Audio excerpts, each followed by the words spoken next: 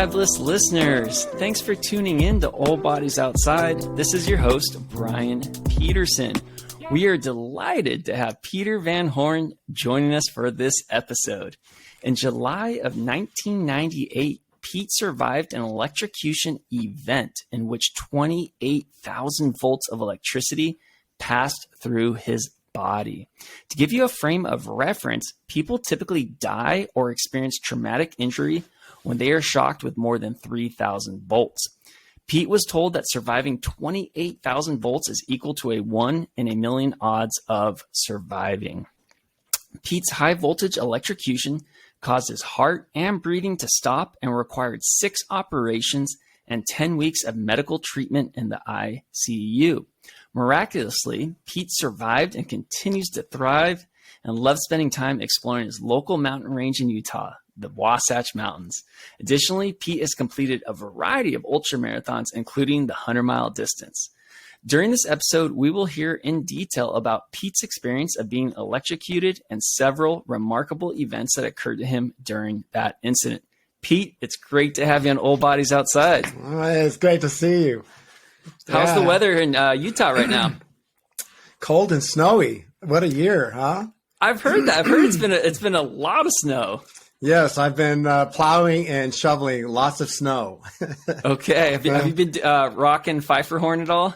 You know, I haven't been up there since the fall, probably the early fall. So yeah. I miss it. I miss my girl. You've been up Pfeiffer horn a ton. That was probably one of my favorite mountains when I lived in Utah. I would say it probably was my favorite mountain, to tell you the truth. Yeah, it's my favorite. I think I've been up there, around 78 times. Oh my gosh. Yeah. Wow, that's impressive. That's awesome. Remember that one time I was running down the mountain and you were with a group of friends? You guys were coming down, and it was up near on the way to Red Pine, I believe. Yeah. You guys? Yeah. I think I was with a buddy, Anthony Ticer, at that time. Yeah. Though you've been up and down that thing a ton. And you know what's great about Pfeiffer horn is the variety of things on it. Like you got the lake and you got some forests you got to go through, and then you're above tree line and you got a little bit of a scramble. Like there's just all kinds of fun things to do on that hike. That's exactly why I love it. It has everything you want. There's runnable sections, there's scrambling, there's climbing, and then it finishes with one of the most spectacular views of the entire Wasatch. Oh my gosh! You're right in the middle, and on a clear day you can see all the way north into Idaho almost, and then south all the way to south to Nebo and beyond. Yeah, and then looking great. East too, like it's just kind of mountains in all directions. Well, you can see on a clear day, you can see Kings Peak from there. Oh my gosh, that's amazing! 100 miles away, but you can see it if you know where. Yeah. And for those of you listening out there, Kings Peak is the highest peak in Utah. What is it? 13,500? Yes, something like just under 14. So yeah. Amazing, yeah. Pfeiffer horn, and of course, as you know, I've did a lot of training on Grander, but Grander is, kind of more of the brutal hike to get things done, where Pfeiffer horn is brutal plus like all kinds of great stuff on there. Well, Grander's great because it's like, I call it the gym. It's perfect for training. It's really close. You can do the west side, and I associate you with Grander because I always see you. I'm going up and you're coming down, or vice versa, and it's like it's Jesus de los Montañas. That's right. Oh my gosh. Mountain Jesus, back when you had hair down to here. Yeah. I know, this is probably the first time you see me with short hair, huh? Yeah. Well, other than, on Instagram, but the days of the long Jesus de las Montañas. Heck yeah, man. Well, I love that nickname. I love that you call me that. It fills my heart with warmth that you call me that. So I always appreciate it. And you're always smiling. It's just perfect. That's Mountain Jesus right there. Well, you're absolutely right. Going up and down Grander, especially at Westside, is like a gym. Yeah. And if you're trying to prep for something, you're trying to, achieve some sort of goal time or something like that. Yeah. And it's a very accessible gym to get to. It's right there. It's a great trainer. And if you want to do the yo-yo where you go up and then down the other side and then come back and over, you have some more running on the other side. It's a little more runnable. But that's like, I love that aspect about it. Yeah. That loop is amazing because you got to go up. You just get your thighs wasted. Then you got to hold this descent. Your thighs get more wasted. Then it's time to run like 3 to 5 miles on fairly flat terrain, and it's Yeah. like my legs don't work at that point. Yeah, coming back around the pipeline. Yeah, The pipeline. Yeah. Then up and over Bambi, and then back to the beginning. Yes. And Bambi's like, after all of that, is killer just by his name. Absolutely. Yeah. So, Pete, you've been doing all kinds of explorations and ultra marathons, and we've run into each other outside so much, and that's how our friendship actually was fostered, is being outside together. And so, before 1998, were you up to all these explorations? Oh no. Before 1998, I was a singer, musician, still am. Had a rock band. I was more into partying, doing drugs and drinking, and carousing. Doing the rock star lifestyle. And I was divorced. So I was actually at the time of my accident, I was trying to get my life back together. It's just, it had gone haywire. A younger brother recently passed away. It was a really dark time. Before that, the year and a half preceding the accident in 1998 was, it was quite dark. I even lived in a storage unit for a time.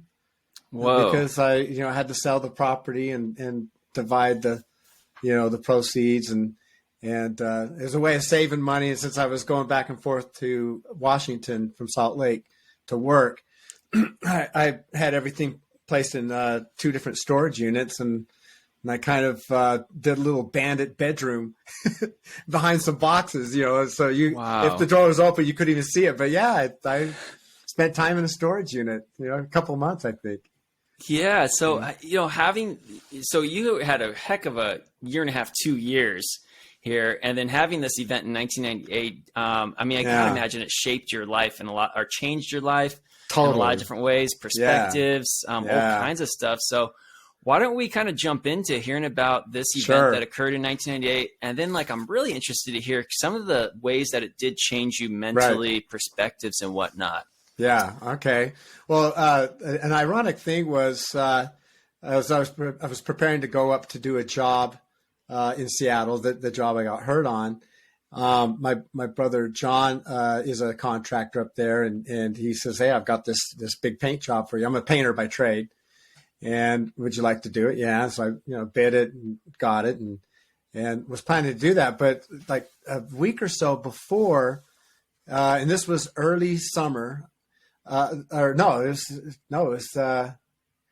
was still in July, because this was in August when it happened, but it was a big job. So I'd been on it for a couple of weeks already. But a week or two before I went out there, I was enjoying a nice hot sunny day, and it just sunburned the crap out of my, where the skin was peeling off and everything. I seem to do that every year. Like the first time I spend 20 minutes out in the sun, because that's all it takes anymore, I roast my skin. And so you were already roasted from that. Now you're gonna get I had no idea what was coming, but I had a severe sunburn. It's one of the worst, and just skin peeling everywhere. And it was finally getting back to I was back to normal. It was like a week or so later, and then that fresh skin after all the the peeling the sheets off. But so I was painting a 3-story condominium building in West Seattle. And if anyone who's familiar with Seattle, you have Elliott Bay out there, and West Seattle is up over these viaducts, because there's rivers and sloughs that head south from Elliott Bay, and one of the Boeing fields is down there, a lot of industrial stuff. So there's these viaducts that go over into West Seattle, which is really kind of a peninsula. So you have Seattle right here, and Elliott Bay, west of it, and then West Seattle is kind of this peninsula on the other side of that bay. Okay.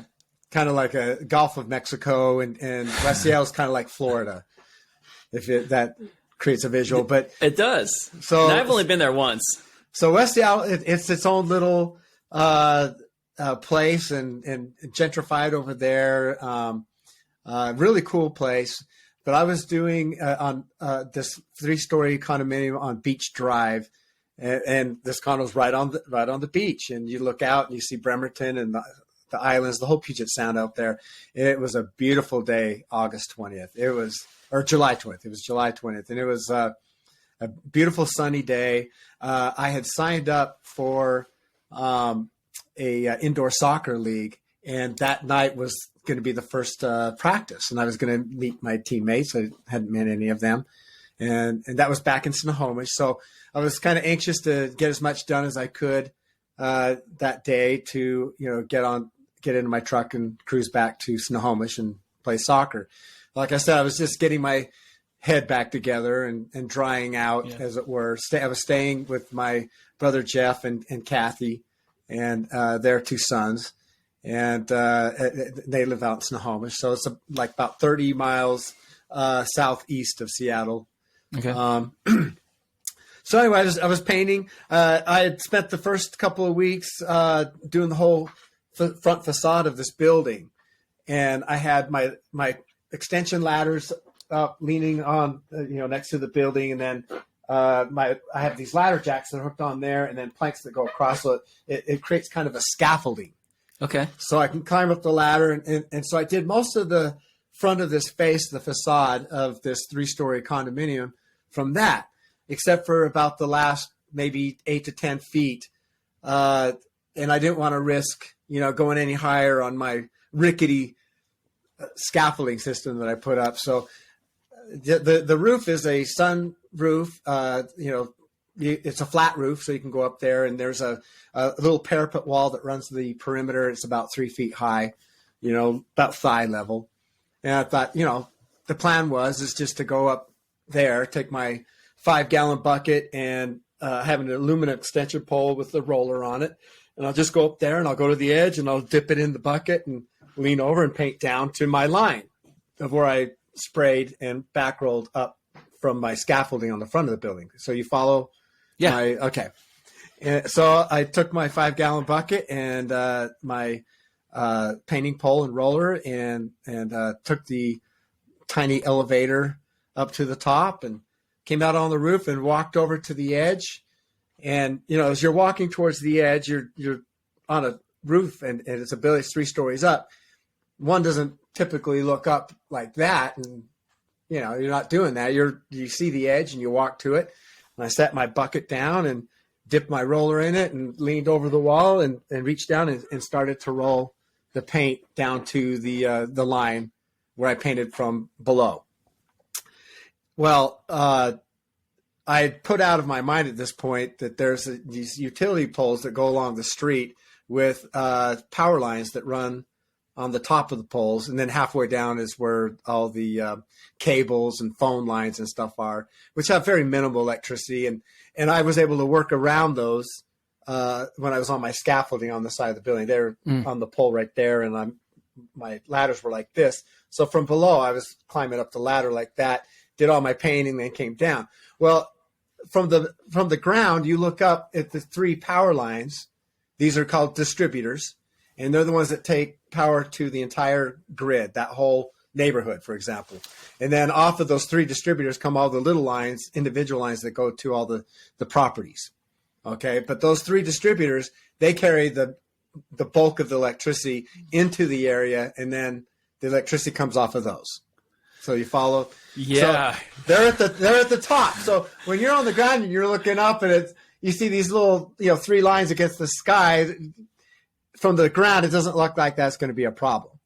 Right. Oh, gosh. So because I had to replay all this in my mind after I came out of my coma. Right. It's like, what the hell happened? Right. Yeah. So when I got up on the roof, I no longer thought of those lines. Even if I saw them as I was going towards the edge, they still look like they're not going to be a problem. They're out of my way. But that wasn't my focus. My focus was getting to the edge, setting my bucket down, dipping in and painting to get that section done so I can get out of there and go play soccer. Yeah. Well, I think it was either the second or third time that I went over this wall to paint down. And when I brought it back up over the wall, and that's significant because I was going this way instead of going that way, that's when this my aluminum pole made contact or got close enough for the electricity to arc over onto that pole. So went out the distributor to your pole into you. Yeah. Yeah. And each one of those lines carries, they say, between 26 and 28,000 volts of electricity. That's, it fluctuates, but that's the area that it carries. And as soon as I hit it was well, the first thing that came to my mind was, oh my God, I just killed myself, because it was such a powerful shock. I explained it to people, what was that like? And imagine King Kong picks you up and shakes you as hard as he can. That's what it felt like. Wow. And it also felt like I was split in two, like Conan the Barbarian took a sword and whacked me in the middle of my back.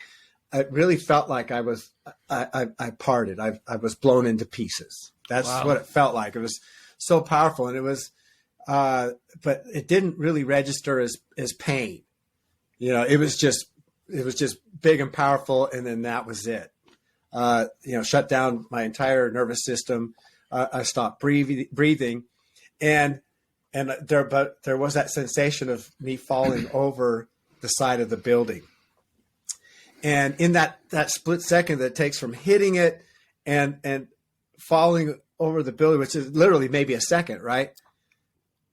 I didn't mind. I accepted the fact that that was it. That I just ended my life right there. And I wasn't disturbed by the fact that I was falling over the building and that I was probably going to plummet down to the ground.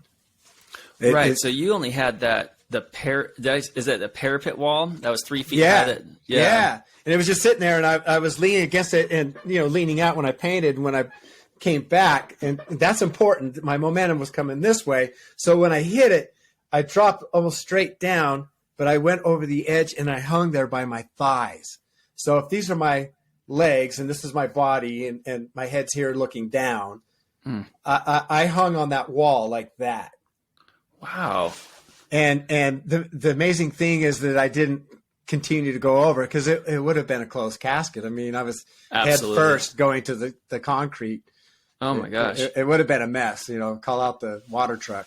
So your quads were on top of the parapet wall, and so when you were hanging over with your face against the wall, essentially. Yeah. Okay. Yeah. Or looking, down, because, looking straight down. Yeah. And so I hung there.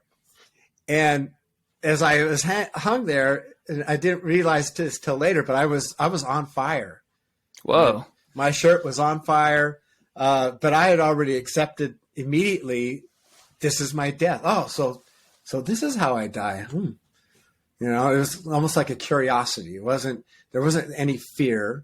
It was just a matter of acceptance, because there's nothing I could do. It was out of my control. And while I was hanging there, I observed, that's when I saw the guy, there's a guy that was coming down the street on his motorcycle with his wife, and he saw the whole thing. I talked to him months later, and he looked up and he saw me hit it, the big flash, saw me fall over the side of the building. He said, I thought you were going to fall off the building, but then you were just hanging there. And he thought that was odd too. But I do remember him stopping his motorcycle and getting off, and oh my God, someone call 911. I mean, and I shut off the entire neighborhood when I did that. Everybody lost power. And I remember seeing people looking out windows and doors opening across the street. And I was aware of all these things. But were you in a coma? Well, see, that's the thing, is I had to replay all this stuff later in the hospital. All these visions that I had, but that clearly happened where I went over the building, I hung there, but I could see everything that was going on. Interesting. And it didn't seem weird. Like, wow, this is odd that I can, it was the moment, and it was normal. And I was just, going through a process. I had already accepted that that was it for me. There is even a point, I think, and I figured after talking to him and trying to get the timing right, by the time he got off of his motorcycle, ran across the street, he climbed one of my ladders, and he reached out and he grabbed my arm, my left arm. because I was hanging, down like that. Right. And I asked him, I said, so tell me what you saw. And he said, well, I thought you were dead. I mean, as I was going across and climbing up the ladder, your mouth was open, your eyes were fixed. I was like, and he said, it looked like steam was coming out of your mouth. Whoa. So you're almost like in this suspended state between alive and dead. Yeah. It is. It's that spot. And like I said, it was something, that there was no fear there. It was just acceptance. And I didn't feel any pain. I didn't feel anything. If anything, it was, I guess I could say it was peaceful. Because there was no pain. It was absent pain. I couldn't feel my body. It actually felt like I was coming out of my body. And as I thought of it, replaying everything again later in the hospital, and then it just keeps playing. I'll get to the part when I'm in the hospital, but you keep playing it over and over again in your head. But I remember seeing Jim. He owned the third floor, one of the third floor condos, and he came out on the roof and he had a phone in his hand. And he came to visit me in the hospital a couple of weeks later. And I said, Jim, when you came up on the roof, did you have a phone in your hand? He said, yeah. How did you know? I said, I saw that. That's weird. Your face is over the side. Yeah, I'm hanging over the edge of the building. So physically, my eyes, to be able to see, I should never have seen that. Right, exactly. But it was just a quick vision. It wasn't like I was just stuck on that vision. But I just remembered I have that vision in my head. But as I was in that moment, the guy came up. Oh, I asked him, I said, did I say anything?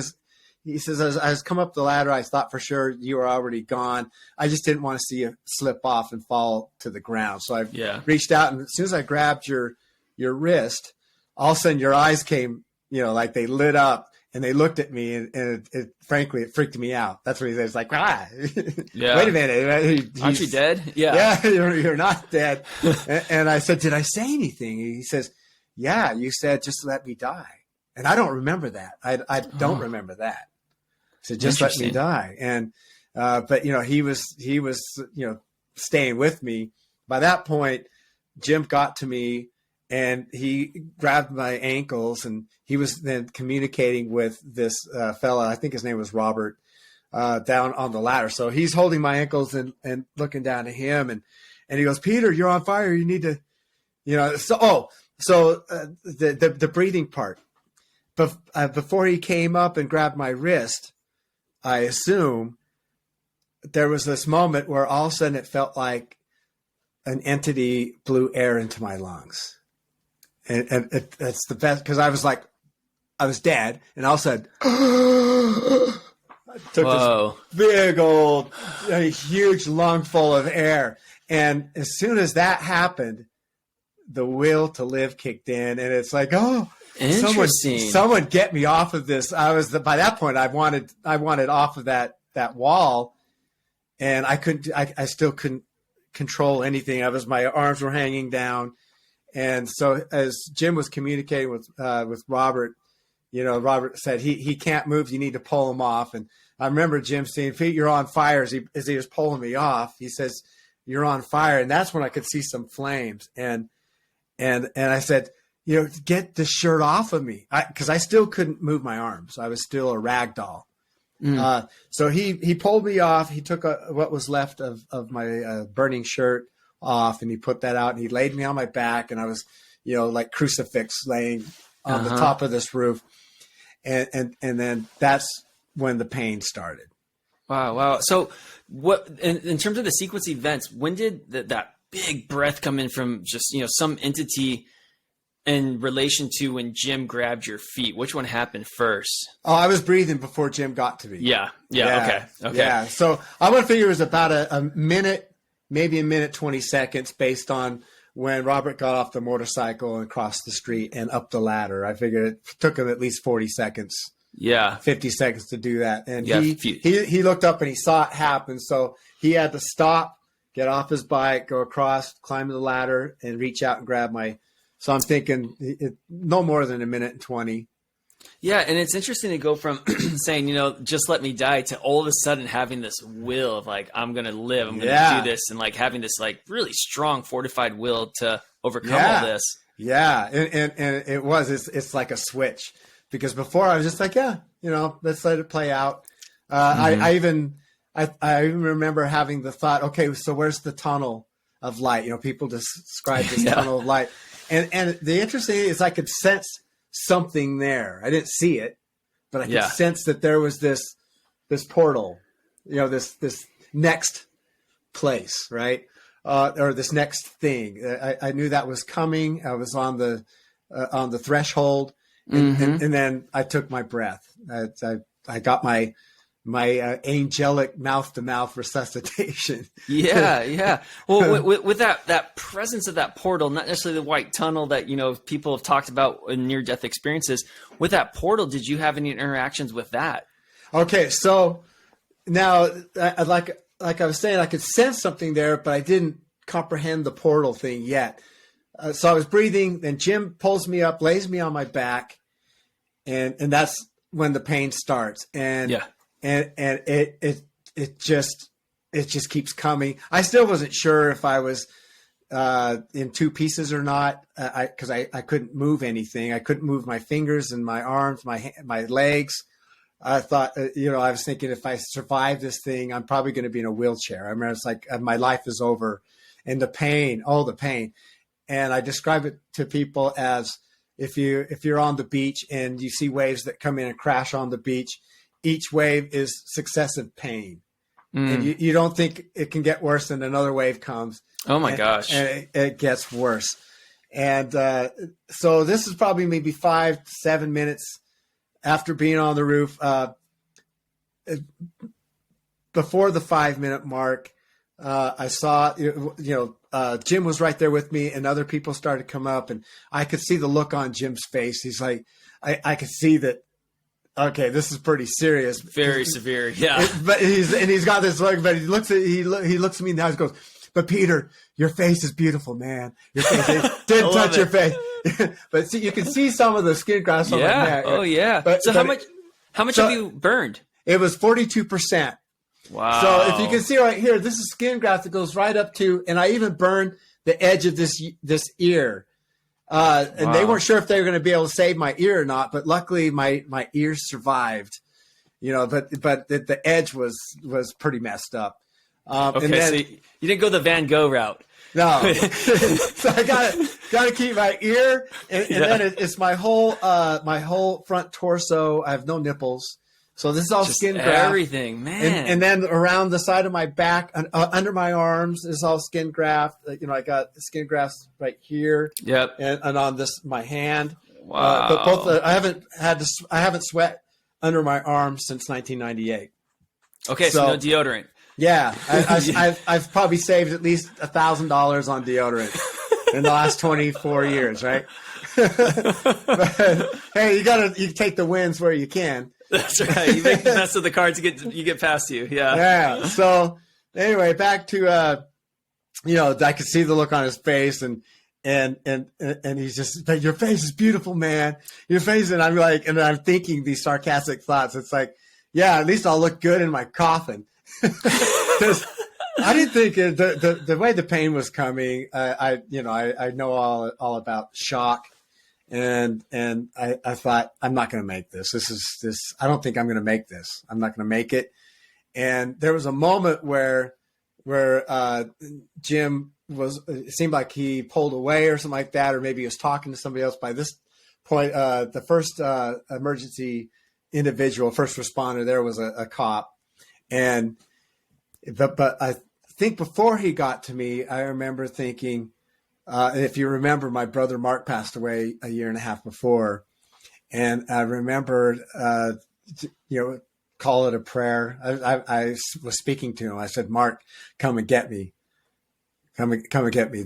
I'm ready to go. This is too much. And that's where I had that vision. And it was like this portal that just kind of just opens up into time and space. And I saw his face. And he communicated. I don't recall his lips moving, but he was communicating with me, and it was very understandable. He said, Peter, it's not your time.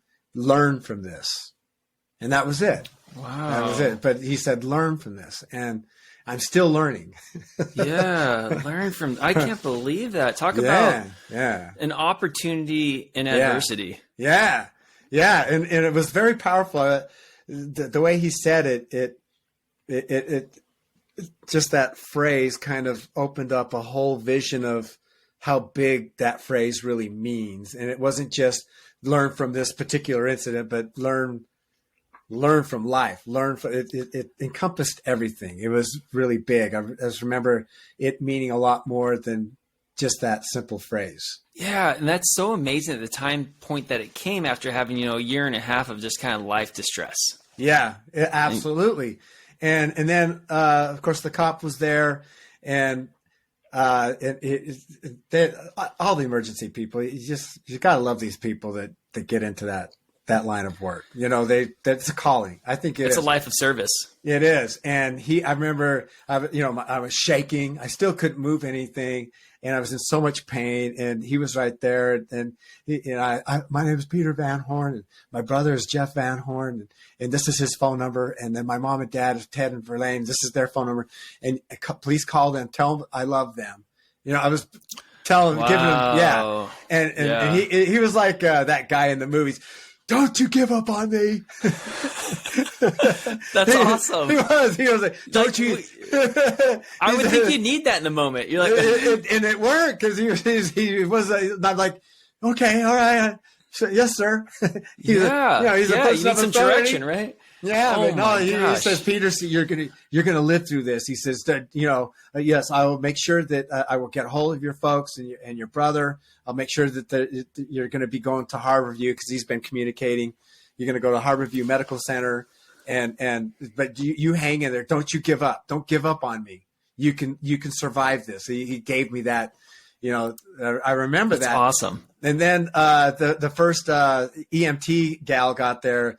I wish I could remember her name, but it's just a big gal. She was, she was substantial, but I don't, she was full of love too. She says, Peter, I'm here to help you out with that pain. And I'm like, oh, good. So she starts injecting me, right? Giving me the good stuff. And I remember looking at her, it's not working. More, please. Well, at one point, someone told me, said, we can only give you so much. And, otherwise, we could hurt you. Yeah. There's risk. So they eventually the other EMT people got there. I mean, there was a helicopter. There was a news helicopter above. Wow. So I guess I was on the story, but they even thought about flying me, but there was no place to really land. And being in West Seattle, they were literally just minutes away from Harborview, which turns out to be one of the premier burn plastic hospitals on the planet. Wow. But so all those things kind of worked out for me. Yeah. So the emergency people, they got up there, they got to me, and they got me on a backboard, and they had to take me down the stairwell, because the elevator is one of those little 2-person elevators, those dinky things. And the stairwell wasn't much different. So they had to, it was like trying to move a couch. I was up, get you upright, almost vertical, and going around corners. And I could feel everything. It's like, every time they jerk, and I'm strapped in, and because I'm already burnt to a crisp. My skin's already bubbling and peeling off.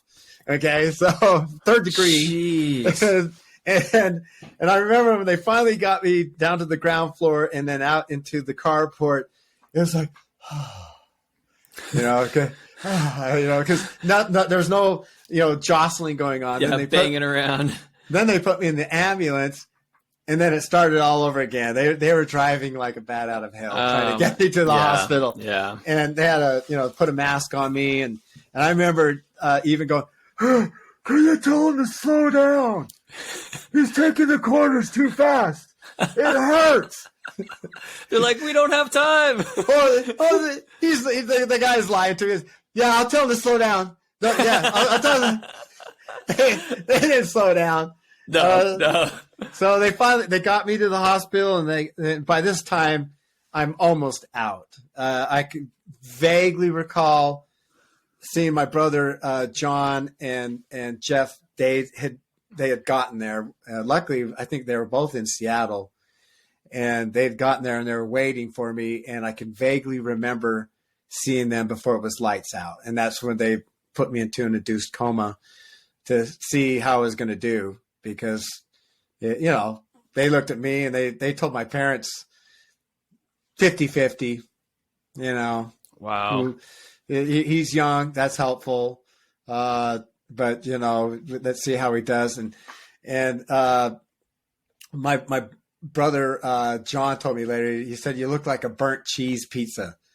And I got the pictures. I have a medical case that file is this big, and, you know, they documented every step of the way, you know, all the procedures, pictures of what my burn looked like. And then after they excised all the skin, I looked like you know, if you go to a meat locker and see a steer hanging there all bloody and sinewy. Yep. Oh my gosh. That's what I look like. I look like I could be hanging in a meat locker. Yeah. Well, seeing your skin like that, how scary is that to yourself? Well, I didn't see, you know, so they got me there, and then they wrapped me, and you know, that was completely, you know, out of it, but they cleaned me the best they could, or they excised all the skin because they had to get rid of that right away. It was burned. And then they wrapped me in, you know, in bandages, and then it was more of a wait and see, keeping the fluids. They had to check all, you know, my everything in my gut. My kidneys shut down for a period. Whoa! They had me the cruciform tied to a bed like this, and it was like a day or so later when they started to bring me out of the coma, and I freaked out. I one of the first things I saw was a nurse with this, you know, hypodermic needle in her hand. And I thought I was, you know, living a conspiracy spy movie or something, that they were keeping me medically incapacitated. Yeah. I did. I totally had forgotten what happened to me. I was coming out of this state, and they call it morphine madness. And so it's a normal thing when they bring people out, and it's like, get away from me with that thing. You're not, get my brother on the phone. I demanded that they got my brother Jeff on the phone. Okay. Some morphine madness going on. So they finally, they got him on the phone and held the phone up to my ear, because I was tied down, and, you know, I was fighting him. Wow. I was like, what are you doing? You know, what's happening here? And my brother Jeff, I said, Jeff, you got to come get me. They're holding me against my will. I don't even know where I'm at. And he says, Peter, you're in the hospital. You're at Harborview. You were in a really bad accident. He starts, you know, telling me what happened. And then it was starting to clear up, and it was like, oh yeah. And I was like, oh no. And then, you know, that's when I started playing over and over again, try to remember every little detail. And that began the, you know, 10 and a half weeks in the ICU, having to get me out of bed, you know, so pneumonia wouldn't set in, you know, because if you're laying in bed, you know, edema is also racking my, so my whole body is swelling up with fluid. It's, you know, fighting infection and, you know, trying to figure out what's going on, trying to, you know, reset itself over this, you know, traumatic injury. And I remember them, you know, we got to get you out of bed. And this was probably 48 hours later. And I like, I don't even know. And they got me up, and I was sitting on the bed, and then my eyes went in the back of my head, and I collapsed again. I was just so weak and so dizzy, but they said, we got to try. Let's just try. And I'm hooked to a tree, you know, with IV fluids, and, you know, got all sorts of things going in and out of my body, feeding tube in my nose, and a thing going up my urethra. And I mean, it was, you know, they got me out of bed, and I stumbled to the door. They're helping me, and that's it. I'm going to pass out. They got me back to the bed. And then the next day they came in, they got me up, and I went out and went to the nurse's station. And by this point, I'm starting to get stronger and stronger. And by the end of the week, I asked them how many times around the unit is a mile. And it's like 36 times. So I was with my tree, you know, dragging my IV tree. I eventually was doing a mile around the unit. That's cool. and it got moving right away. And I had, like 6 operations because I only have so much good skin that they can, they took skin off of my butt and the part of my back that survived and my thighs. So that's where they would harvest the grafts from and then staple them to my muscle. So I lost all my skin to the subcutaneous layers, and that's basically to the muscle. So I can't get fat. I can't, store fat anywhere. It feels like I have a really tight leather vest on. Do you feel like you get colder compared to other people? Yeah. Yes. Yeah. I chill really quick. And then I also, if it gets really hot, you don't sweat. I don't sweat. So I sweat double time everywhere. It's like my palms, it starts pouring down my head, wow. my groin and legs. Yep. So they got to do double duty to make up for all the sweat glands that I lost. Once they're gone, they're gone. Yeah. So what made you just really hop on? I need to move. I need to go do the 36 laps, hit a mile. Well, I needed to do something. It's like I'm trapped in this room. The ironic thing is the emergency floor, the ICU is on the top floor of Harborview, and it's facing downtown, Seattle, and it's got $1 million view. My bedroom, my hospital room has $1 million view. Yet I feel I'm so sick and I'm in so much pain, and I'm looking outside, and I go through this process on a daily basis where I just start to bawl. It's like, am I ever going to be able to go outside again? I'm an open wound. How are they going to close all this up? How am I going to ever be normal again? And so that unknown was, I didn't know. I was asking questions, and and doctors, they're so matter of fact. It's almost like they have to suppress their caring gene or empathy gene anyway. The empathy gene for sure. Yeah, they got to be straightforward. Yeah, they got to be straightforward. Now the nurses, they take up for that. They're more the emotional support people. So I love the nurses, but it's like, how I can't go outside like this. What am I in for? I know they're doing the skin grafts. I had the first one done, and then I also have the weekly cleaning and debriding, which is basically where they take you into this room called the tank room, and they sit you on this water table, and they have an industrial grade hose nozzle thing, and they wet you down with hot water. It's not cold. And they loosen all the old bandages, because after 24 hours they get all wet and putridy. You're literally rotting, right? And this is how they keep you from developing infections, which I still got one in my chest that could have taken me out, a really bad one. And I kept telling them, and this was like about 3 or 4 weeks later, I have this real pain in my chest.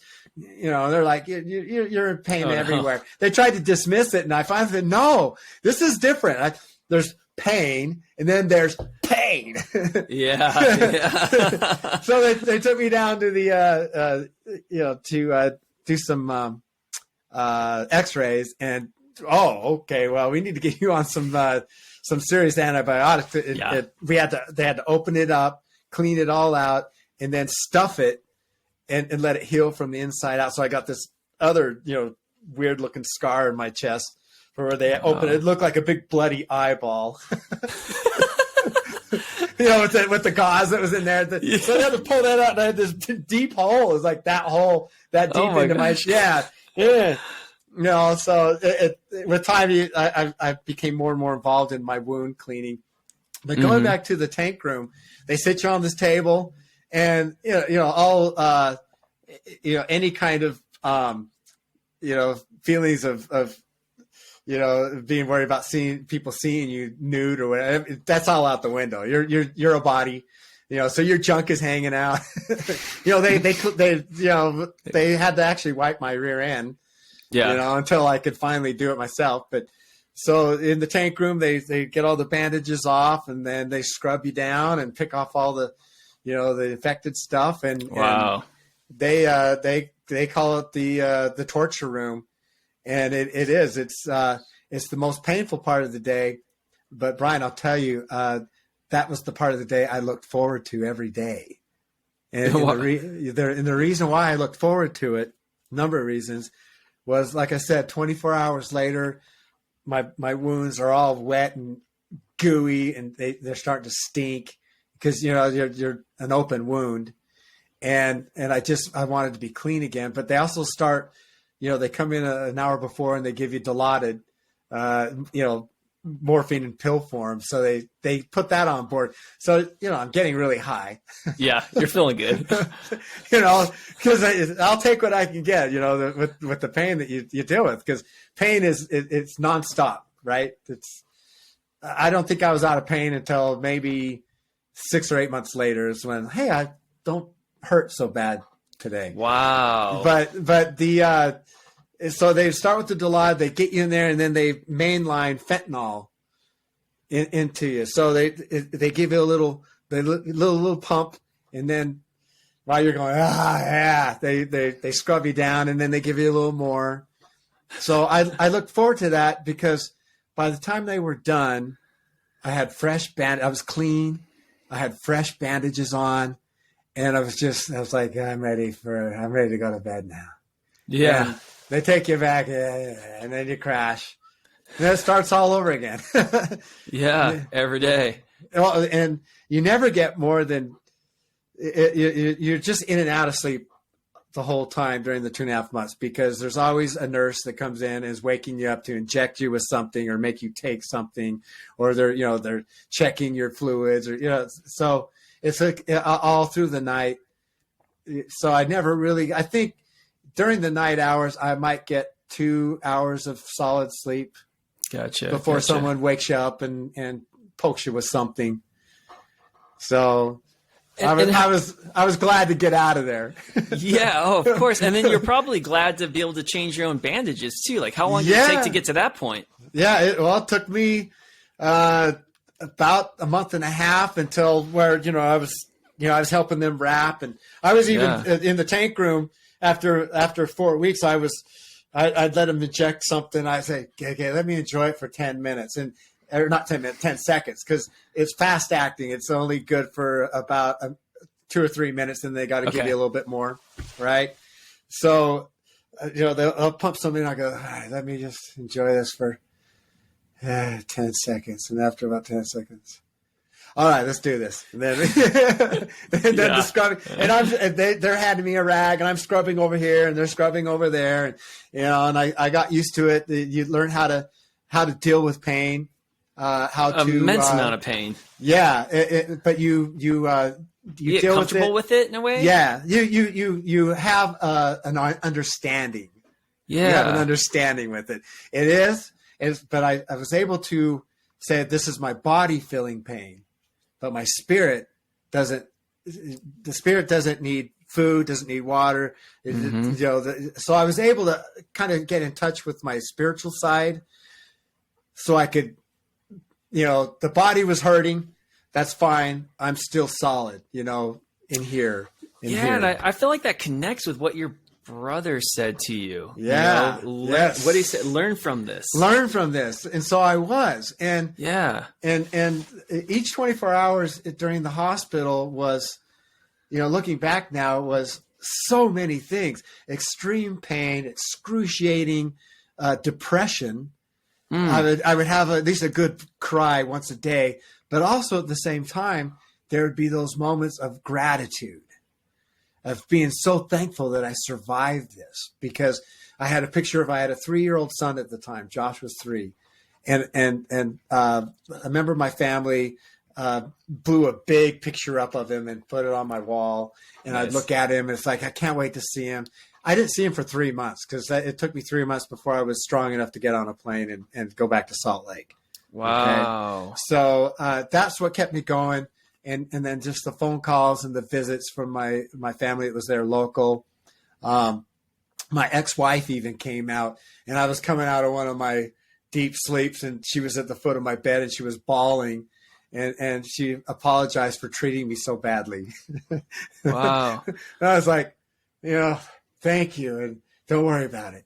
I was just grateful that she was there. So, so I went through gratitude every day, but also there were the times of the day where it was like, God, just take me out of this. I can't take it anymore, because it was too much. It was just relentless pain all the time. It just never ending, never stopping, even with the drugs. And then just, what's next? I remember thinking, when will I be able to go outside again? Mm-hmm. And it was about 8 weeks later where the doctor saw, because I kept asking, can my brothers come and take me out on the pavilion in a wheelchair? I need to smell some fresh air. And it was probably about 6 to 8 weeks he gave the permission. Gosh. And they came and got me, and they took me out on a wheelchair, but I immediately got out of that wheelchair, and I just walked, and I was, I lost, I was emaciated. I was a walking skeleton, because not only did I lose all the poundage of flesh, but, just being weakened by it all. I think I lost like 36 pounds. Wow. Do you know off the top of your head how much the human skin weighs on, say, an average sized person? I don't. I don't know. I should probably know that fact. What is the average per square inch weight of human flesh? I mean, it's got to add up. It's got to be heavy. It does be, especially if it's not only the outer layers, but the subcutaneous with the fat cells. There's a lot of water content, oil content.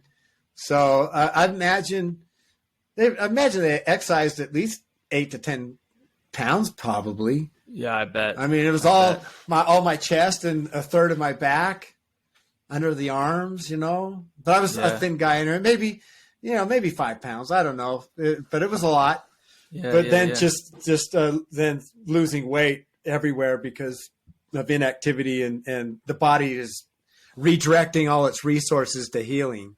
Yeah. Well, it had to be getting outside for that first time and taking that deep breath of outside air had to feel immediately healing. Yeah, I didn't want to go back in. I remember starting to cry when I had to go back in. Oh, yeah. It's like, I don't want to go back to it. I know. I'm done. But I knew I couldn't survive out there. I was still an open wound, and they were patching me back together little by little. But they, the donor sites needed 2 weeks in between skinning before it was good enough where they could skin again. So they were taking skin grafts from the same patch every 2 weeks, and now that skin's still perfectly normal.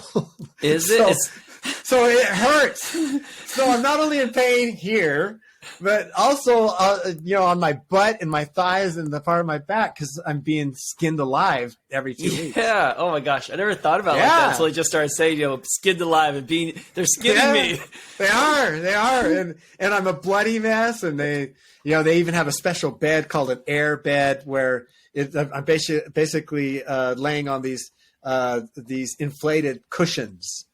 So it can, with seams and pleats in between, so air can get to my wounds. Oh yeah, because the air is going to help keep bacteria out. Yeah, and so they had to keep moving me around. They had me in an airplane splint for it was like a week and a half, because they had to do skin grafts under my arms, and so they had to keep my arm in a splint like this. So I'm walking around like this, and it's horrible. You can imagine being forced, even if you're resting on a splint, having your arm like this for 36 hours. Can you imagine that? You don't realize how grateful you are to just be able to put your arm down. Oh my gosh, right. Yeah, just to put your arm down. Yeah. And, man, I remember small things. Yeah, and I remember begging them. I said, can I just take off this splint for 1 hour? Just give me 1 hour. And they finally relented. And I remember they took it out. I was like, oh. I think they gave me 2. Then it was back into it. It's like,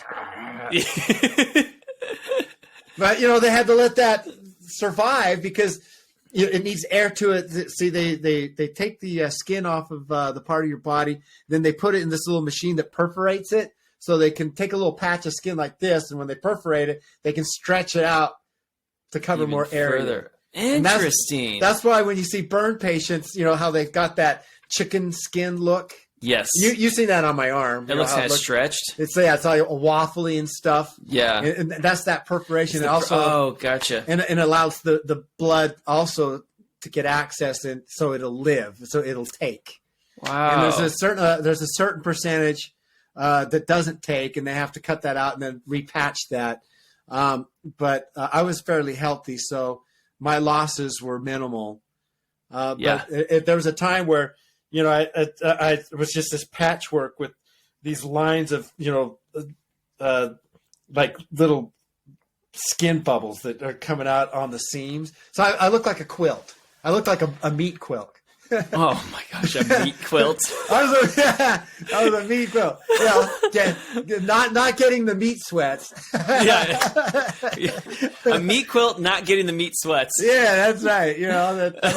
That was a term you told me that one time, because you're a vegan, right? I am. Yes. Yeah. And that's like, I remember we had that conversation. I don't know how you do it yet. He goes, yeah, you get the meat sweats. So I still use that term. Nice. I see a nice looking steak and I'm going, oh, I got the meat sweats. That's right. Anyway, sorry, I digress. But no, man. Yeah. Pete, so like all these small things, like you mentioned gratitude earlier. Like, yes, did your gratitude start almost like becoming an engine towards moving you to a happier state, and absolutely kind of getting you out of that year and a half leading up to the event where you were in just like a different space?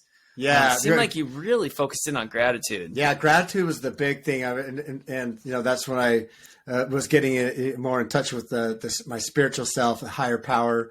Yeah, my belief is in a God, in God, and tapping into that spiritual side of myself, but recognize I'm still a physical being. And one thing I understood about through this whole thing is I really do believe that we are ghost drivers in a meat taxi. Yep. At least it's not a meat quilt anymore, though. Yeah, but I do. We are. I believe we are dual beings. We have our physical selves and we have our spiritual selves, and each has needs. The physical need has its physical needs of food and the physical comforts and warmth and whatnot. But the spiritual is more on those higher feelings of gratitude, for example, and kindness and love. And you have the negative spiritual stuff of hate and evil, but that luckily that's not part of what I buy into. But it was the prayer and that belief and that gratitude of surviving and being amazed by my body being able to survive this is what got me through every single day. Absolutely, for sure. And then I made goals too. I remember, the idea of getting outside. I was like, I can't wait to get outside, and I'm going to love it like I never loved it before. I'm never going to take being able to go outside in my own skin for granted. And I bought a ski boat even before I was healed, because I was gonna learn how to wakeboard. Cool. And that following spring, so I turned into a wakeboarder. I also went and bought myself a brand new mountain bike. I remember spending $3,000 on a bike. I couldn't believe that. I was like, $3,000. But that was there, because I knew that was going to get me outside, and I would do these trips to Moab. Within 6 months, I was working out in the gym. And even though I had, this super scarred up body, I was cut. Nice. Nice. You're getting after it. But, and then, then the music thing, when I came back, and met up with, my buddy Brett, he was the guitar player in the rock band that I was in before I got hurt. And I went over to visit one time, and I still had bandages on. It was maybe 4 months. It was about 4.5 months before my last wound quit bleeding, and it scabbed over. So it was about 4.5 months. But it was within 3 months when I came back to see my son. I went and saw him, and he said, "So when are we getting the band back together?" And and I look at it, I was like, "Yeah, that's right. Look at me. Yeah, I'm not."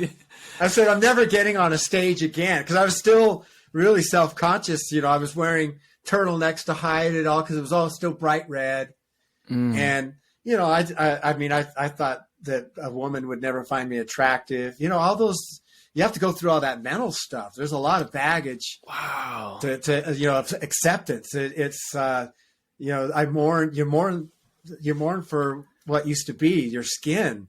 Yeah. I didn't realize how important skin was and what that means in everything as far as, your health, your safety. It protects you from diseases. But also it's your identity. And so I remember just telling him, there's no way I'm going to do that. And he just kept bugging me. I was going to the gym and getting stronger. And finally, one day I called him up. I said, let's do it.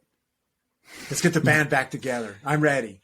Yeah. Well, what happened? I mean, you just suddenly were like, okay, I'm over this. Self-acceptance, self-compassion. Let's do this. Let's get the band together. Well, I got to the point, and once again, this is going through the gym and being able to get on a wakeboard and riding my bike.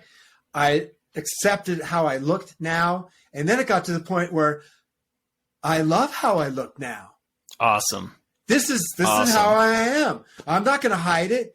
And, I was not now because I haven't worked out in years, but, but I was big and buff and then I'd go around these muscle shirts and my scars and I'd let people, wow, what happened? And then I had a story to tell. Yeah. And sometimes I would embellish them. Like I tell people I was a jet fighter pilot, and my plane was hit with a missile, and I ejected in a ball of flame. And they're like, yeah, I tell them the truth. I know I'm just pulling your leg. Yeah, it's not that glamorous. I feel like this all plays into the learn from this.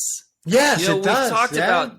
And now you're spreading the word about self-acceptance and being self-compassion and being like, dude, whoever you are, whatever you are, however you are, rock it. I embraced it, and this is who I am, and then proud of it, if you could use that word. I don't like to use the word pride so much. I was pleased with how the progress I was making. I don't want to put arrogance into it, but I was also feeling like, I could do all this stuff. I have limitations in certain areas, but I can really go for it in others. And then, I got getting back on stage and then that taking off, and we were successful, party band. We were doing all the bar circuits, and I think one year each one of us made like 20 grand playing in bars. Nice. And having fun. And having fun, and I was back in my game. I had no problem dating. Yeah, and that I think that's a reflection of you and how much of this journey you had come, and and how much you'd learned from this about yourself. Yeah, being able to get back into dating and whatnot. That's because of all the stuff you learned about yourself. Yeah, going through and being grateful for being able to put your arms down. Well, and once again, I you have to change your way of looking at things. Changing your paradigm, your perspective, and paradigm, And I was like, you know what? I like my scar. It's a cool scar. Yeah, it's a cool scar, and it's something that people could talk about. And by having that kind of attitude, draws people to you. Anyway, they're not so like, what? Right. You have a magnetic sense to you. Like that's something I think that just, we're out doing Fiverhorn independently. And there is a magnetic sense to you. And I've wondered if that magnetic sense was there before this event, and probably not. I was always, somewhat an enthusiastic person, but life pre was so negative and became so dark and whereas now I'm grateful for life. And I would tell people, I tell them the story. It's like, how did you do that? And I said, well, even a crappy day alive is still a day alive, you know? There you go. You have a life is an experience that you only get once. You only get one of them. And each one of us have those. And your attitude is going to dictate, you know, how to, even if you're in a wheelchair, you can find something good and positive, you know. You can prove, you know, I thought I was going to be in a wheelchair at one point. Right. You know, and coming back from, and then, you know, after the music thing kind of was coming to a close, I knew I needed something to kind of take its place. And you know, my brother Matt, who you know, yep, he's a big time ultra runner, was winning 100-milers, and he got into it to deal with his severe depression. Matt suffers from debilitating depression even now, and that's how he got started, by going out and hiking.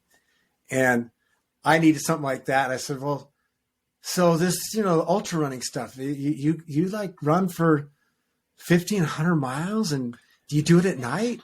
He goes, yeah. And I go, do you, by yourself? Yeah. In all kinds of weather? He goes, yeah. And it's like, so I got to do that. You know, I remember the first time I ran 20 miles, and I just was excited. And I went through the pain cave about mile 18. I was running around Morgan Valley. And I called Matt up. It was probably about 12 at night. And I called him up at mile 18. It's like, I'm in so much pain. I can't, I don't, how do you, and I'm still like 10 miles away from the ranch. You know, I can't call anybody. And he goes, Peter, that's called the pain cave. So that's the first time I heard about the pain cave. And I go, the pain cave? The pain cave? Okay. So tell me. Oh, great one. And he goes, you just have to keep moving. Even if it's just walking, just keep walking. Trust me, you'll start feeling better. Your endorphins will kick back in, and you'll start feeling better. But you have to keep moving. You have to go through the pain cave. You can't go around it. You can't cheat. You know, then what are you going to do? Sit on your butt? You're still there, and then you're going to be even more pain, and you're not getting out of it. Keep going. And sure enough, it was like another mile or two. I was like, yeah. Exactly. Man, that connects to your hospital story. You know, just kind of relentless forward progress. And even if it's one step at a time, forward progress. Yeah. Stuff's going to change. It's going to get better. Yeah, it is. And I can't emphasize enough the spiritual side of ourselves. Yeah. Everybody has it. And you know, I'm not here to, define what someone's beliefs are. That's something that each person has to find on their own. You know, whether that be in God or Jesus or Buddha or, you know, whatever. Mm-hmm. You know, the important thing is to understand that we are dual beings, that we have a spiritual side, and it needs to be fed just as much as your physical side. Yeah, and I think your story showed that when you had those experiences where you were pretty much dead on the side of the building, but your spirit was active. Yes. So, you know, one thing for certain is I believe there's life after death. I think death is only the death of our physical body.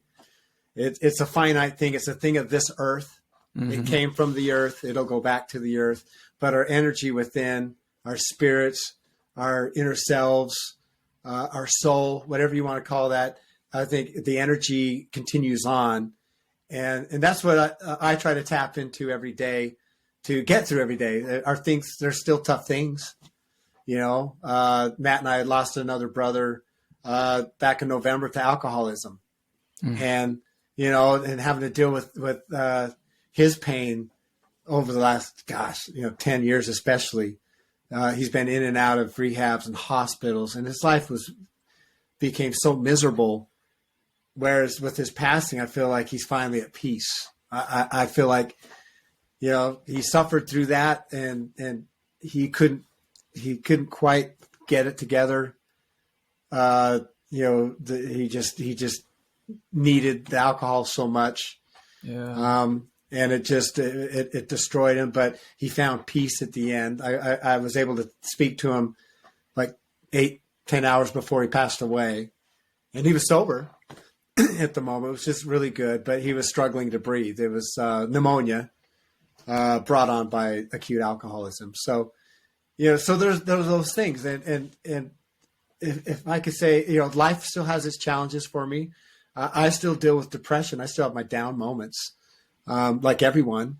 But I have that mantra of even a crappy day alive is still another day alive. And there's always so many good things in life that you can eventually get to. When I talk to my brother, Matt, he's struggling and I say, Matt, the one thing about, and speaking of suicide, right? Suicide is a permanent solution to a temporary problem, right? Because it is and I can't really judge anybody who completes that journey. But I do know that, and understand the darkness of feeling hopeless and down and all negativity in the world that comes at you. I understand that, but I also understand that it's something that'll pass. Yeah. Even if it's a chemical imbalance in my body, I understand that that's what it is. And I have a process that I go through to reset, and I always reset. Pete, I really liked how you said that, it's a permanent solution for a temporary problem, but I also love your mental toolkit has just evolved so much. And of course life's going to have those curveballs for everyone. There's no one that's immune to those downtimes. There's no one that's immune to it. Yep. But do we develop that mental toolkit and whatever it is, mantras like you mentioned, or gratitude? I mean, that stuff is what's going to, bounce us back so we can, really enjoy those moments where we're not down and out. Exercise is another good one. As you well know, in the ultra community, there's more. I think it's more common than not that people find their way there because that's how they're dealing with issues.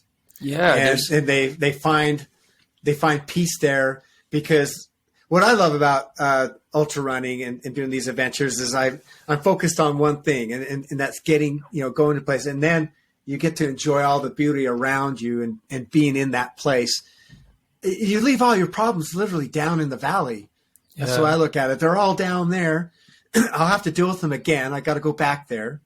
But for this moment, I got a reprieve. It's right. And I'm during ultra marathons, because they're out in nature, as the race really gets deep in, say the nighttime, you get some solitude and whatnot. That's when my spirituality is really connecting the strongest in the moment. I'm by myself. I'm out in nature, and I love what ultra running does for my spirituality. And, it is an interesting community, but man, it's such an awesome community. It's my favorite community. I just love the ultra running community, and it's people got some interesting stories of things they've overcome. They've found ultra running, and it really fulfills them, makes them happy. And it's so cool to see. Cause it's a big challenge, and you're right. This is it's our people, man. Man, Pete, every time I line up especially for the longer ones, like a 100-mile race, when I still am nervous as crud at the start. I'm nervous as crud. I'm like, what is this going to turn out to be? 100 miles, there's a lot that can happen in that period of miles, right? Yeah. And it's nerve-wracking, but one of the things that there's so much from ultra running that carries over into my independent life. And that's one thing of take things at a bite-sized chunk. Aid station to aid station. I don't need to be thinking about getting to this place, 100 miles later. Aid station, take life in digestible chunks, deal with that, go on to the next one. Oh man. But I'll tell you, when I finish though, I mean, there's times where I finish and it brings tears in my eyes. I'm always wanting to pat myself in the back. There's not too many other times where I'm just filled with self-pride, but at the end of an ultra marathon, heck yeah. It's such an accomplishment. And like you say, it's bite-sized, especially the long ones, like the 100 miles. I remember, out on the Pony Express Road, my wife was supporting me, and she was in the minivan. And during those nighttime hours, and those are stretches where it's literally a straight road for 18 miles. Right? Oh, no. It's brutal. It's just, across this, the Skull Valley, it's 18 miles straight. But I'd say, hey, just go out for 1 mile and wait. Yes. And I could see in the distance the red lights of the tail lights, right? It's okay, that's 1 mile. I just got to get there. And then I'll get up to it. I go, okay, go do another mile. And I did that one overnight, I think for a good 12, 14 miles. She'd just go out for 1 mile. Yeah. And I'd make my way there. And if I needed something, I'd get something out of the van. And but more times I just, drive another mile. And she'd take a little nap for the, 8-9 minutes it took me to get there. Yeah, right. But you're still 1 foot in front of the other, no matter what the pace is. Doesn't matter how slow or how fast. Yeah. 1 foot in front of the other, making progress. Yeah. And there's something about that. It's just making that and then covering such great distance. And then when you're done, the surge of emotions where you just bawl, you cry. It's like, I did that on my own 2 feet. I overcame all that self-doubt because I don't care who you are. You can be an ultra 100-miler. They still have those moments where they question themselves. What the hell am I doing this? Why am I doing this? And multiple times through the race. Yeah. It's not just once. Like there's multiple downtimes. I remember there's times where I'm going, I can't believe I paid money for this. Yeah, right. It's just, what am I doing? Yeah, you're just torturing yourself. But then it comes around again. It's like, and then when you only have a few miles left to the finish line, you're just like, yeah, it's the best. Coming in, really it is the best. It's the best. And when it's over, and then especially where you get to the end and all the other racers, it's one of those kind of things where. Matt says it best. He says after the first 3 places, the race is over. Then it's ultra tourism. Ultra tourism. I love it. I love it. And then at the end you're there with everybody who preceded you, and then the ones that are coming in, and everybody is like relieved together, and you're laughing. There's camaraderie. There's camaraderie. Yeah. You all experience this unbelievably difficult feat of human physicality. It's hard to go 50, 100 miles. Physicality and spiritual. Yeah. You got to be spiritually resilient.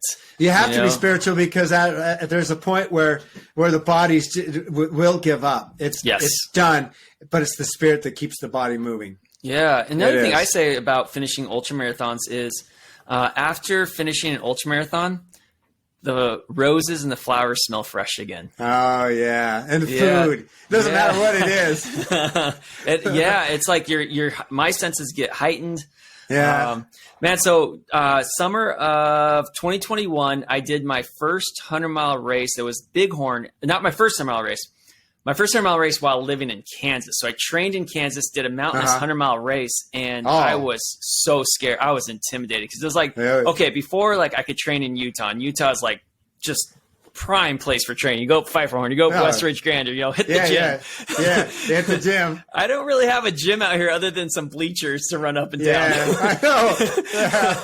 So I was so worried going into that race, and I remember I had my now wife with me, and she came and crewed me at that race. And I remember telling her at the start line, 2 minutes before the race starts, 120 seconds before the race starts. And I remember telling her, hey, if I finish, we're celebrating that's a big accomplishment. I trained in Kansas. I have no mountains to train in. If I finish, then it's a fantastic day. It's the best ever. And everything else is just icing on the cake. And, of course I finished, I did pretty well. And it was, that race really hit me emotionally, though. I was really, really proud of myself. Those roses, those flowers smelled fresher than they had been in a long time. And you have your very best friend, life partner with you. That's got to be great, too. It's like she's there for me on this one, Yeah. Oh, it's something else, seeing your soulmate, coming into aid stations, and it's like, oh my gosh, this is so cool. I got the support out there. And you love your wife even more, Absolutely. And those are bonding things too with your loved ones and also other people, like you said, and it's just it's a great thing. And I remember when I finished my first 100-miler, Antoine goes, so did you get it out of you? Not quite. I looked at her. Well, as I was laying in the back and she was driving, I was like, "Oh yeah, I think so." Well, no, it wasn't. Yeah, even 2 weeks later, 2 weeks later, I'm like, okay, I want to do this one, and that's how it goes. I do prefer the 50-mile distance over the hundreds, but but still, I've done a lot of pacing, and I love doing that. I love pacing other runners who are trying to hit their goals, and I've covered half of the Wasatch 100 just pacing. Cool. And now your first time out, did you win? Was it the Bear 100? It was your the first Bear time? 100. That was my third 100, but my first one living in Utah, and it's because I was training in the Wasatch. Yeah, you go out there and you totally crush it. It's like, I did okay. Yeah, I did okay. But I loved what you're saying though about like during an ultra marathon, not only are you filling yourself with pride and self-pride, but like you're forming community with the people around you doing it. You're forming community with the people that are helping you and supporting you. And it just has so many positive layers to it. Yeah, it does. It's a great community. And another thing I love about it is all types of people come from all types of background. Come into that, whether religious or non-religious or professional or blue collar. But when you're all out there and suffering together, it's even. Yeah. And none of that stuff, it doesn't matter who you voted for or what God you pray to or don't pray to. It's out there. You're having a human to human experience and the spiritual aspect of that, because it's almost like going on a vision quest. The way Native Americans do, it's something I think we really need in this crazy modern society of ours. I agree. We're choosing to do something that 150 years ago people were forced to do if they were being pioneers going across. We're actually choosing to do it and paying money. Paying money. Yeah, it's always funny. I love being out on the mountain with people. It's like in the middle of a snowstorm. It's like, we actually are up here because we want to be. Well, I think it really could do a lot of good out there. And one of the things that I think is a misconception about ultra running is people are like, oh man, you got to be the most hardcore runner ever, the most hardcore athlete ever. And I feel like if you look at the people that run an ultra marathon versus the people that run, say, the Chicago Marathon, these people actually look less hardcore than these people. And you actually get an assortment of people out there, assortment of body types, and it's because it's willpower. Oh, yeah. I met a gal who she was trying to get as many hundreds in that she could before she goes in to have a hip surgery. Yeah.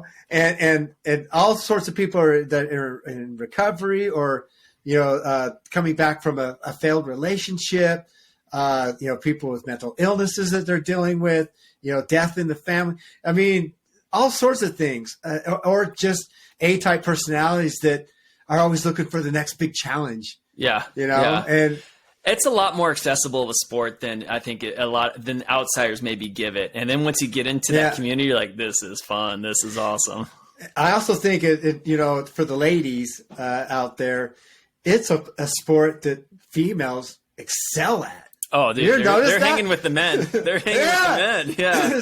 Yeah. Because I think that they are physiologically predisposed to deal with pain a lot more than we are. That is true. That is true. They give birth to the human race. It's like they can handle a lot of pain. Absolutely. It is kind of like a labor, when you're out there and you have to go through it. You can't stop it. You have to go through it. Yeah, no, they're hanging right there with the men, and amazing. It's cool to see. Yeah, amazing ladies out on the trail for sure. Absolutely. Well, Pete, we have covered a lot today. We heard your story. We talked about some mental toolbox stuff. We talked about the greatness of the ultra running community. We talked about spirituality. So, Pete, I just want to say from the bottom of my heart, thank you so much for graciously coming on to Old Bodies Outside, being vulnerable, sharing your story. That was a lot of fun. So, thank you. You got it, my friend. All right, I'm going to throw on that outro music. We'll call it an episode. All right, sounds good, buddy. All right. Yeah, take it easy.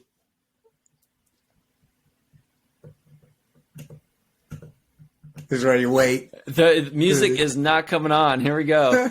Well, we will call it an episode without the music. I always grab the guitar. Yeah, okay. Well, we'll call an episode without the music. All right. Thanks, everyone, to listening. I'm going to stop the record button here. All right.